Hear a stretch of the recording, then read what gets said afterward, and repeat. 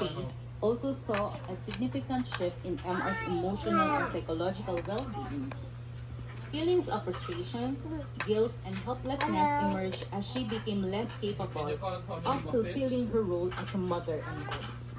Her children, Nika and Z, also began to experience the indirect emotional toll of their mother's illness, though the parents made concerted effort to shield them from its full impact. In addition, limited resources navigated the family through multidisciplinary collaboration, including social services. Mama will help. Mama will help. Please. Okay. Another. Life events of MR, linking them to her disease progression and How psychosocial about factors. if you add 2 more muffins? MR was born in 1979 in Abusan del Sur, Add 2 more muffins. in a modest bungalow with a one-bedroom. Her 1 parents, plus despite 2 their is limited equals income, to... worked tirelessly to How provide many? for the 1 family. plus 2?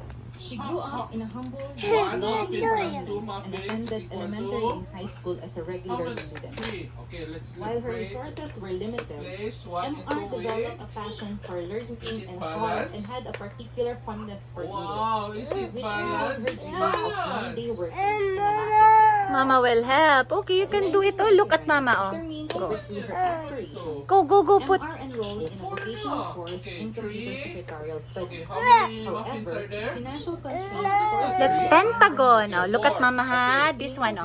Put oh, tanawa. Go, go, go, go, go. Undeterred, she moved to Let's put Davao number and 1. worked as a London collector, Oh, tanawa pa. Oh no, look at that. seeking better opportunities. Is 3 plus 1 is... Six.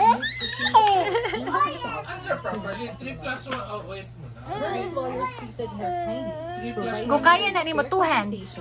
and a support 2 for hands. her. Yan. However, 2 hands. during this time, she contracted tuberculosis. Yan.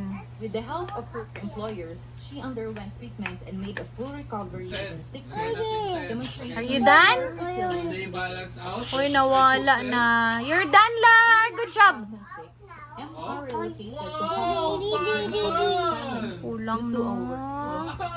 She Wow. continued working with them for Again. 3 years, which enabled her to support her family and build strength